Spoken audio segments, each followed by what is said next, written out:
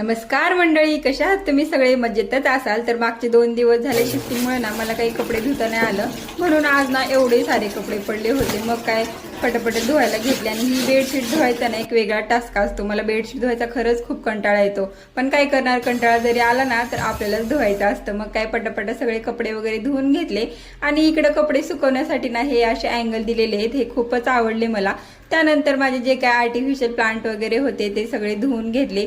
आणि आज ना मला माझं किचन सेट करायचं होतं, त्यासाठी मी काल डीमार्टला गेले ना तेव्हा हे असे शेल्फ लाइनर घेऊन आले होते. आणि मग काही सगळं किचन वगैरे रिकामं करून घेतलं, पटापट सगळं घासून पुसून घेतलं. आणि जेव्हा मी मेजरमेंट घ्यायला गेले ना तेव्हा मला कळलं की हे शेल्फ लाइनर ना खूपच छोटे साईजला. आणि हे बघून तर माझा मूडच खराब झाला होता. आता म्हटलं काय करणार, कसं बसं आपलं व्यवस्थित ऍडजस्ट करून कट करून घेतलं. त्यानंतर सगळे शेल्फ लाइनर आतरून घेतले आणि त्यानंतर भांडी वगैरे घासून किचनमध्ये लावून घेतली. आणि असा होता माझा मांडीचा फायनल लुक. कसा वाटते कमेंट करून नक्की सांगा. बाय.